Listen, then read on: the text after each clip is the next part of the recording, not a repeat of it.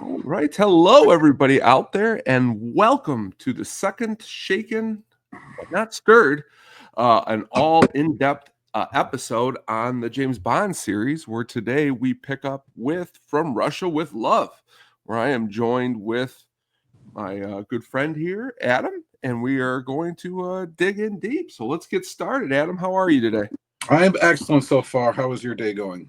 Going good, going good. Good. Got a lot accomplished already at this time of day, and I that's haven't, but that's okay.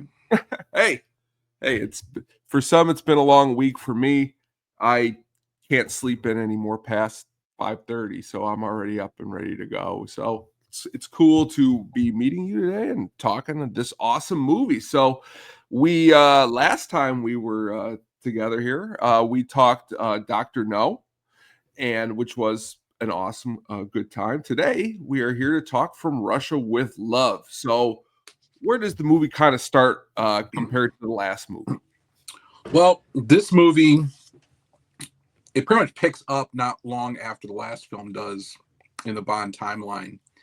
And release wise, at this time, they were putting out these movies. They were actually starting to put out these movies every single year. So Dr. No came out in 1962. This one was released in 63. By the time this one was released, Goldfinger was already in production, so I mean they were churning them out initially every single year because the good reception that Dr. No received and the reception that this one received, they're making money hand over fist, especially with the budget they're working with. So that's kind of where we're at there. This film really kicks off, I think, the Bond series, the formula of the Bond series. Things you're going to see to come, not in just the Connery movies, but the Roger Moore films, the Dalton films, the whole canon. But this is my favorite Sean Connery film, one of my favorite Bond movies, period.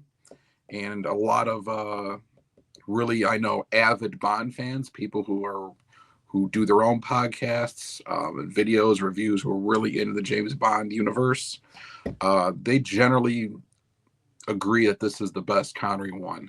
Goldfinger is kind of the most renowned one for most fans around the world, but I would say to the big Bond fans, like this is a top one for Connery, and maybe for a lot of people the top one. Period. Well, as you know, I think I was like 8 or 9 or 10 when I first saw the movies at the video store. This title was the one that stuck out with me the most for some reason. I just thought it sounded awesome. Which then, after watching the movie, as you stated, it's even better. A lot of cool stuff in this movie. As you stated, you know, you got Sean Connery who's returning for a second time. Okay, you have Terrence Young directing this movie. Um, do you think Terrence Young steps up a little bit more than Dr. No? Yeah, I'd say so.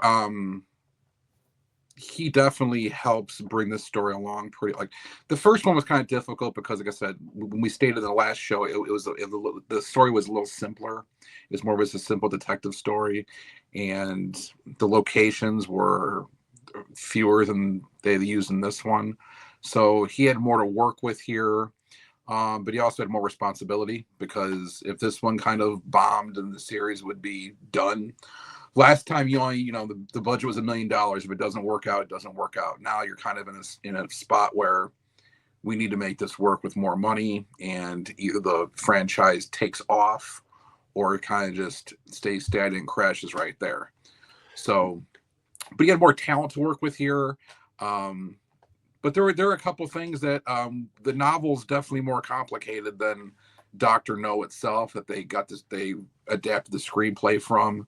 So it was definitely a harder job for To him. I mean, to really tell this story and adapt it to the screen as opposed to what the novel, because the novel is obviously a little bit different, but adapting it to the screen and getting away with some things because the novel had some things you really couldn't do at that time in movies, so you had to get around censorship and things of that nature. So between him and I think he and the editor here like really did a good job putting this movie together.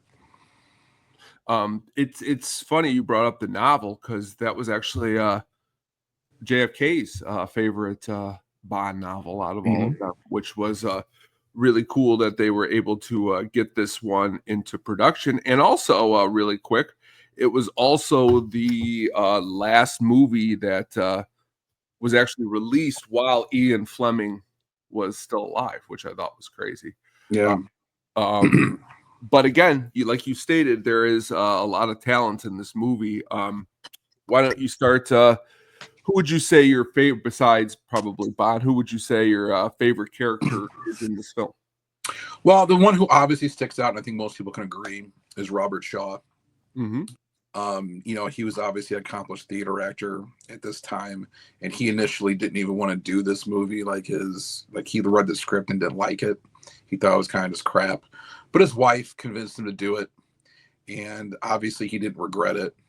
And he put a lot into it, and he dyed his hair blonde for this, which you never seen before. Everyone sees Robert Shaw, they just think immediately of Quint from Jaws. So when I was young, obviously I saw Jaws first before this.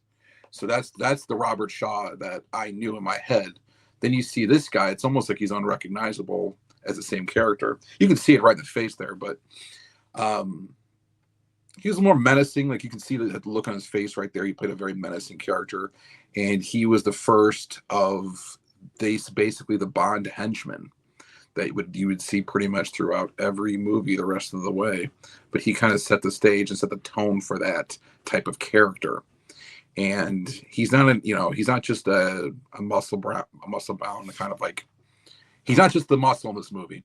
There's brains behind him of what he does. He works for Spectre, which we kind of went over the last movie, that Dr. No is part of that organization. And they're the ones setting off the whole criminal plot of this film. But Robert Shaw was a great pick for this. He played great opposite of Sean Connery, the few scenes he was in with them, because most of the film he's kind of tailing Connery, and they don't really have any interactions until the scenes on the Orient Express train. But he was a great character. Lot Lenya, who played Rosa Klebb, everyone remembers her, and she was a famous foreign actress. When they filmed this, by this time she was in her early 60s or so. And then you had Daniela Bianchi, who played Tatiana, the main Bond girl in this one, and she was an Italian model, and at that time I think she was only about 21 years old, and she was battling it out with the two girls who ended up getting roles as gypsy fighters in the movie for the lead role as the Bond girl, but she ended up winning out. Her voice was dubbed over, as was Ursula Andress in the last movie, in Sylvia Trench. So, which they did a lot in the Connery days. They dubbed over a lot of female voices because of their nationalities, and she had a thick Italian accent, so they wanted to kind of give her a little bit more. Like I said, she's playing a Russian girl, so they wanted to give her a different accent for that. And then you had Pedro Armendariz, and this, unfortunately for him, this was his last film. He was actually dying during the filming of this, and he had cancer pretty bad, and he wanted to make this movie to kind of make some money for his family. And he was in a few westerns back in the day with John Ford that he directed, and John Wayne. And he was excellent in this movie. He was kind of Bond's sidekick for a while. And like I said, by the time this movie came out, he actually killed himself before he died of cancer. So, but that was all before this movie was released. But this was kind of cinema-wise, a great way to go out for him. So, and then you have Bernard Lee back as M, Lois Maxwell as Moneypenny, all the normal players. So, but the story itself it's a lot more complicated than Dr. No, and this is where, like this, I think the franchise really kicks itself off. Yeah, I mean, as you stated at the very beginning, of all the awesome actors that are in this movie, I mean, Robert Shaw does a great job. Here's a scene from the movie where he's awesome, like always. My escape route's only for one. What are you after? The girl or the lector? I mean, as you stated, I mean, Robert Shaw was, of course, I first saw him in Jaws. But I'll never forget, like, my dad was watching this movie on TV, and he's like, "That's Quint." And I was like, "That's not Quint. He's got blonde hair." Just like you said, because you wouldn't think Quint, the way he looks in Jaws, would be in that. And I always think about it. I don't know. I think about it a lot. It's just unfortunately how he sadly passed away. Just He got was, out. yeah, he was very young. He was in his early Yeah, he 50s. got out of the car. He asked his wife to pull over. He said, "I'm going to go for a walk." And as he was walking, that was it. And That was right after he made a Force 10 from Navarone too, and then that was I don't know I don't know if he was alive when that movie came out either. He might have died before that was released, but yeah, it's kind of sad. He was in a lot of great roles. 51. I mean, 51. Yeah. To be frank, let's be honest with one another here. Okay, let's just give him 20 more years. Okay, that would put him at 98. What movies would he have been in, man? I mean, it's crazy to think about because 51 is young. I mean, I Yeah, didn't that was realize, the end honestly, after actually of looking at it, I didn't realize he was that young. I didn't actually pay attention to the age part. and that was the end of the 70s. He died at the end of the 70s. So 78, yeah. So Crazy. he would if he'd have gone through the 80s and maybe 90s. Who knows what would have happened with him? He was kind of an odd character when it came to picking movies, but He was. and I guess working with. So it's who knows. I mean, that's one of those things where you can't be like, oh, this guy would have been great or this. He may have retired for all we know. He may have been, or has gone to theater or whatever, True. But another actor I wanted to mention too was Vladek Shaybal.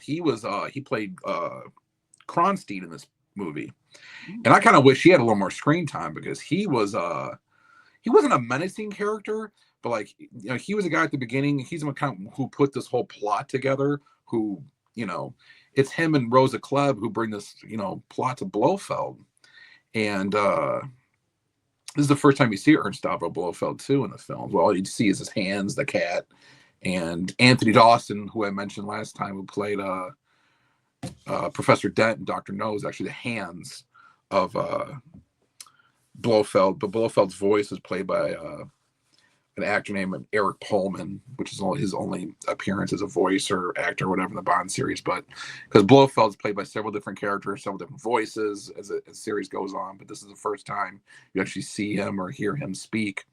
But Kronstein, going back to him, Vladek Shaybal, like Sean Connery, I guess, was friends with him, convinced him to do this film.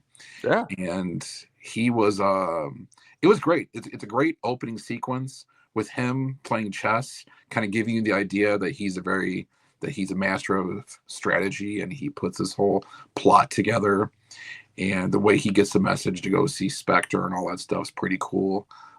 This is also the first movie you see a Bond cold open before the opening credit sequence.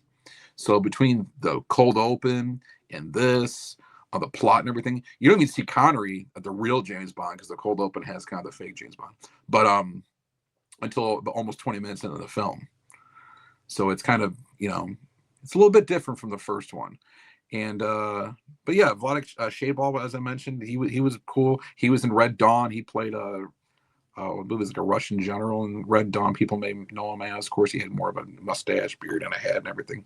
So it's a little more difficult to recognize him. But I kind of wish he had a little more screen time because I thought he was great. But they did. I never made. There's so many villains in this movie that you had to get to that were good, So you had to kind of split it up somehow. But speaking of, here's a cool scene from the movie here. James, we will miss the plane, and we will. Hello, Paul. Bond here. Just to tell you we're off in a few minutes, and I want to thank you for everything. And signal the office when on our way back, will you? Great filming right there. Great camera work, I think, on that scene.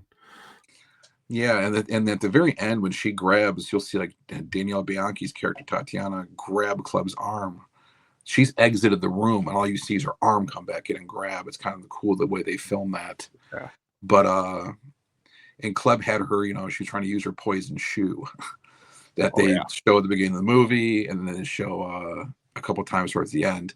And right here is the actual prop they use, the shoes they use in that film. This was from the James Bond exhibit at the Museum of Science and Industry I went to last year. I took several of these photos. You can see down there below the shoes, that's her in that same scene trying to use that shoe against Bond to kick him with it, the poison. And the poison works in like 10 or 12 seconds or whatever. As Blofeld said, he'd hopefully develop one that works quicker next time. But yeah, it's one of the neat Bond things you see. It's not a gadget, but it's like it's something like, that set the tone for the Bond series as well when it comes to weapons and gadgets and such. And Rosa Klebb was pretty crazy character. In the novel, she was it was definitely, they were very direct about in the novel that she was like a lesbian.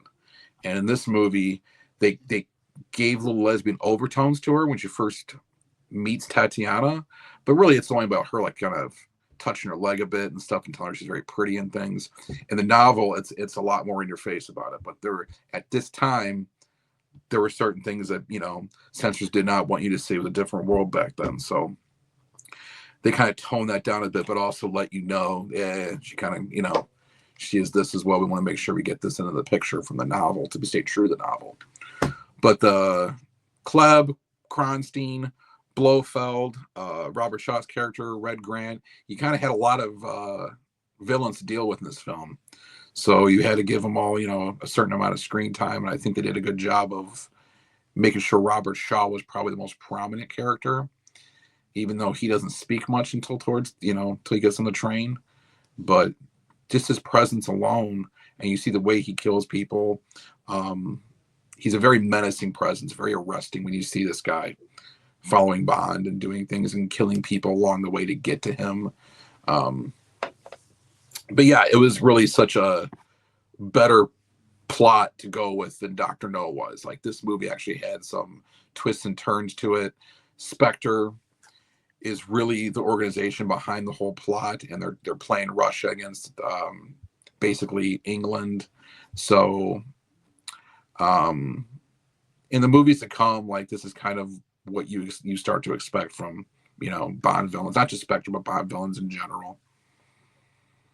Yeah, I mean, to be fair, I mean, even looking at the shoe, I mean, you've seen that be done in other movies, and I'm sure a lot of it came from this movie. I mean, even one of my favorite ridiculous movies, Roadhouse, the guy's got like a knife in his boot. Yeah, he does. You know what I mean? And but like, it's cool that you were able to see this whole entire exhibit. I should have got out there to see it, because it looks like you were able to see some really awesome stuff. Yeah, there was some great stuff, and it's from the whole franchise, all the way from the Connery movies all the way through the Daniel Craig films. So there were quite a few of them. And as we go on, like, we'll show more of them too. It was pretty cool to actually see them up front, though, because you remember these vividly from the films. You're like, wow, these are actual props they use in the movies themselves. A lot of gadgets that Q came up with, which is also another something. In this movie, this is the first time you see Desmond Llewellyn as Q. He's not referred to as Q. He's still referred to as Major Boothroyd, but this is the first time you actually get Bond gadgets. He gives him the suitcase, all the stuff in it. So you have the henchman, you have the Q, you have, the Bond girl that goes along for the entire film. And, you finally have Blofeld, who is kind of, the villain throughout the whole Connery series, with the exception of Goldfinger, which is the only one that kind of diverted from that. So you really get the formula in this. And it was cool to see Desmond Llewellyn finally. And he played Q up in every movie up until he died, with the exception of Live and Let Die. He wasn't in that film, but his last one, I believe, was The World Is Not Enough. And he didn't die of old age. He died in a car accident. So he might have come back for another one, for all we know. Now, did you ever get a chance to play? I guess they had a video game. I have never played it. I'm not a huge video game person, but I guess for Xbox, a From Russia with Love video game, also for PlayStation 2. You a video game guy? Not as much, but I played GoldenEye a lot back in the day, like everyone did. Oh yeah, I remember The World Is Not Enough had a video game as well, but no, I did see when this came out. I thought it was cool that it actually existed, but I never did buy it or play it or anything like that. It's pretty cool that they did make a video game from this. But also, to go a little bit more, is the music in this film. I mean, it's, again, a soundtrack, and it's got some stuff here. I fly to you, much wide. Your favorite Bond song? Not my favorite Bond song, but it's definitely It's a good It's one. better than Underneath the Mango Tree from Dr. No. I will probably bring that up almost every film. You know what we're gonna do is we'll always every episode we'll compare. We'll keep going through every song and we'll put it into like a debate because there's some really good ones there. But John Barry, primary soundtrack composer. Yeah, this is the first time he really got to like really compose the soundtrack. The last one he was involved in, but he didn't really compose the soundtrack or anything like that. Then he got like free reign, and like I think he got free reign once Goldfinger came out to do it. But this is the first Bond movie that also had you had the Bond theme at the beginning, but this actually had different. The movie itself had its own theme and its opening title sequence with kind of the format that the Bond movies would have you moving forward. The video style and everything, how it was made. So yeah, this was, like I said, Dr. No was a good base. Dr. No was a good start for this, and I'm glad they picked up kind of from where that left off. They didn't just kind of blow that movie off like it was something completely different. They continued on and said, okay, we're Spectre. Part of the R in Spectre, the Spectre anagram's revenge, and part of this whole thing was getting revenge for the death of their operative Dr. No, as they say in the beginning of the film. You and Sean Connery have something in common because this is also his personal favorite Bond movie when I was doing research for this. So that's good praise, I guess, for the movie in itself, that the star, it's his favorite also.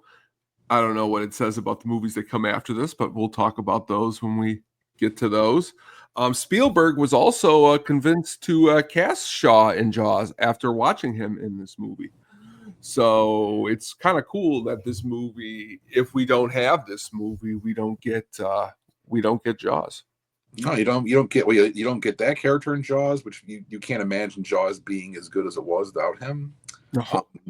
But also it launched Sean Connery. I mean, Dr. No didn't launch Sean Connery into stardom. This one really launched him into stardom. So that's true. This catapulted him and Robert Shaw. And Robert Shaw did The Man for All Seasons after this too. And that was about 3 years later, I think, playing Thomas More. So like it was a good decision for him as well to come off this. The other actors, like actresses, like Daniela Bianchi, I don't think she didn't do much of anything after this, because I said she was a model. She wasn't a natural actress. But at that time, this is kind of what the Bond series kind of wanted in a way, And I just want to mention at the beginning, like you saw Eunice Gayson again as Sylvia Trench, because like initially, like we said in the last podcast, that she was initially supposed to be Bond's regular girlfriend, always annoyed that he was going off on missions and things like that. But what he was doing during these, and he was like, all the relations he had with these women, he could not hold a regular girlfriend. So they kind of got rid of that character. You did see her at the beginning, and she was the only Bond girl you saw twice in a movie until the Craig films. You saw, not actress wise, you saw Maud Adams in 2 different Roger Moore movies, but she's playing 2 different characters. But this is the only one that, up until the Craig movies, and Leah Seydoux, that you saw the same Bond girl like in one, more than one film.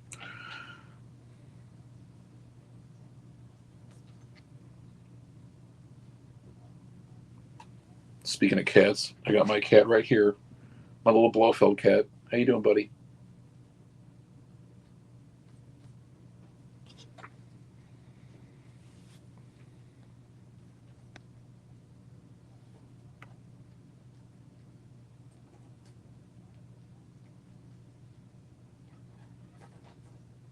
Tony, I think I lost you for a second, pal.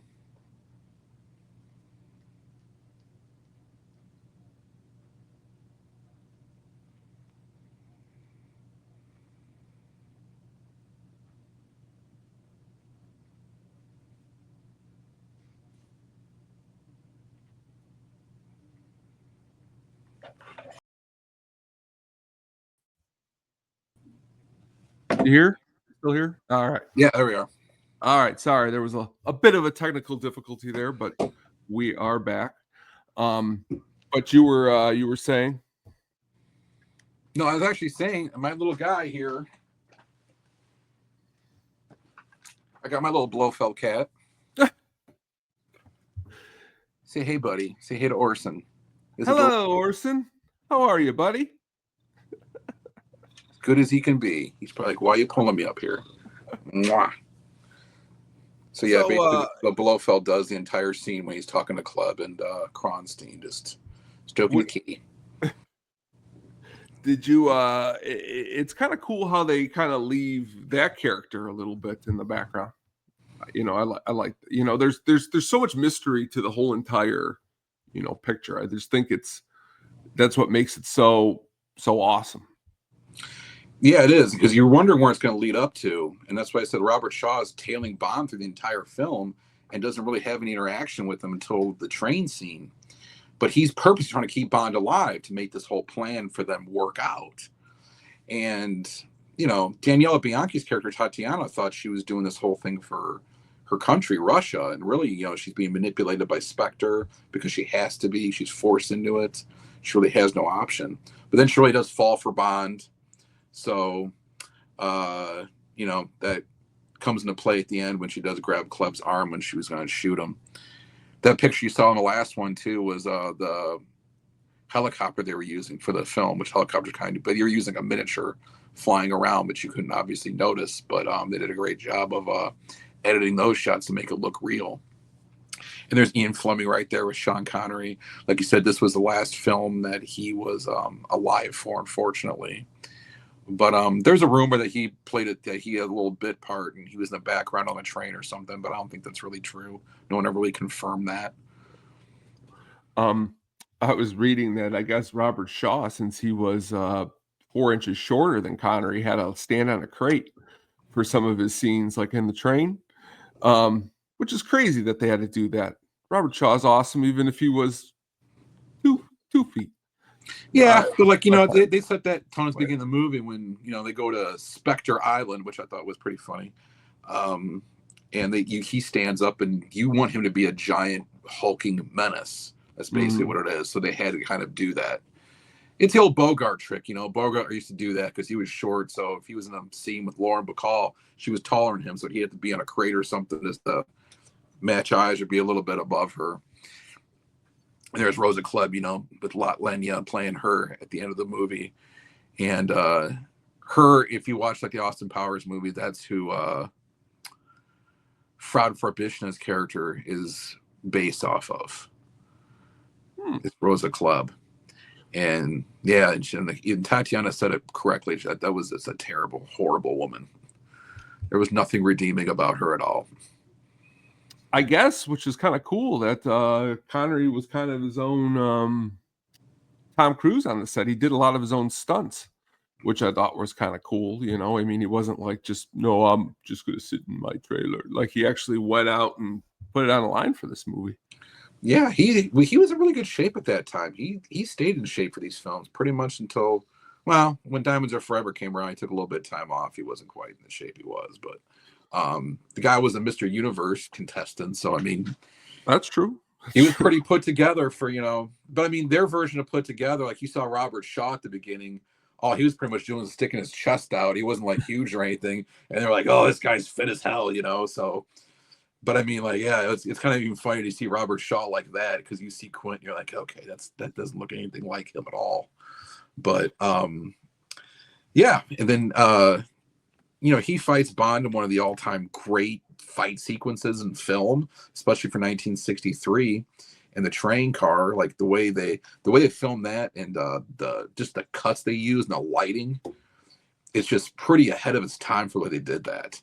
They didn't really go back to that type of fighting almost until you saw Lazenby do it on Her Majesty's Secret Service, but not until the Craig films we started getting into the more like the Jason Bourne type fights with the quick cuts and things like that, and the more violence behind it. But this one was way ahead of its time, and it still holds up as a great fight.